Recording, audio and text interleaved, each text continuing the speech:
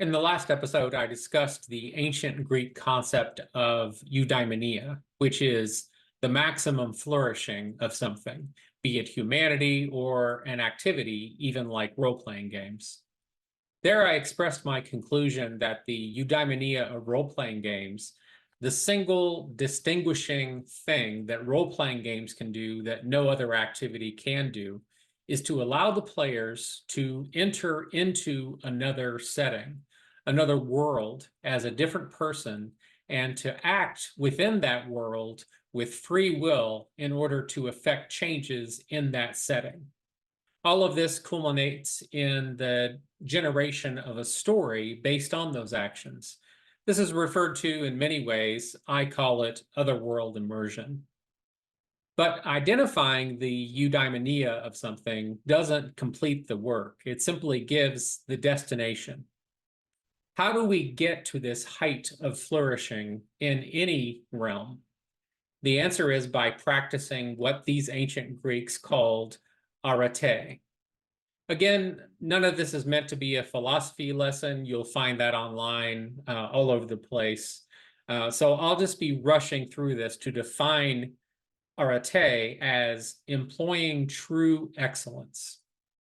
In the case of humans, the eudaimonia is a life governed by reason. We move towards that flourishing by employing a host of tools to maximize that state. Logic, clarity of thought, patience, understanding presuppositions, the nuances and subtleties in discourse, history, psychology, the power of biases, and so on. By vigilantly and ceaselessly, and this means for the rest of our lives, forcing ourselves to question everything and to change our minds when reason has shown us that we were wrong, is the path we have to take to become truly reasonable people.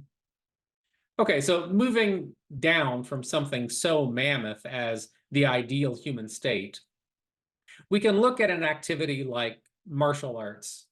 So I can say the eudaimonia of Wing Chun Kung Fu is to overcome your opponent as quickly as possible with no dancing around and no wasted energy.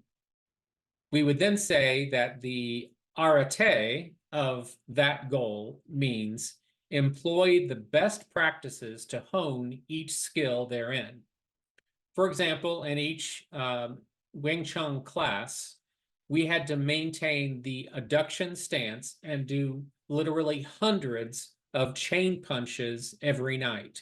And this is just one of dozens and dozens of core skills of Wing Chun. Likewise, with role-playing games, we must employ this mindset, this practice, to move towards our goal of the maximum flourishing to attain the height of what role-playing games can offer. And again, I'm convinced that the distinguishing characteristic setting role-playing games apart from all other such activities is that otherworld immersion I defined just a few minutes ago. So what tools of excellence can we use and develop to move towards this role-playing game eudaimonia? Well, we start by analyzing the effects of all existing gaming tools and elements as we play to gravitate towards the ones which strengthen the goal and move away from all of those which inhibit it. This covers everything within the gaming experience, from the actual system and edition you use, all the way down to things like the room you're sitting in when you play. Obviously, if your physical surroundings are filled with distractions, your attention's going to suffer and your immersion along with it. Honestly, a protracted analysis of your current role-playing system is needed. Does it really help maximize the excellence that is needed? Are you using it just out of habit? Are you using it just to appease one of the players who refuses to leave it? The numerous gaming methods we have seriously affect our mental states. Critiquing each of them is invaluable, perhaps even more than the mechanics that you employ. As I discussed in an earlier episode, if we're serious about this flourishing, about reaching this maximized experience in role-playing, we have to be willing to change everything, to slay every sacred cow, regardless of how long it's been around, regardless of how heretical changing or letting go may seem.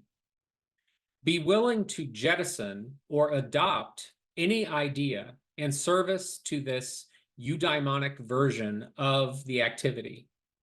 In that freedom, you will find the doors opening to the height of its enjoyment.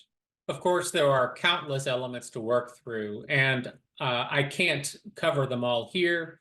I discussed them in my past episodes, and I'll continue doing so in my future ones. This is an issue that I've cared about for many years, and which I employ in my own gaming, in my own system, Primeval Fantasy.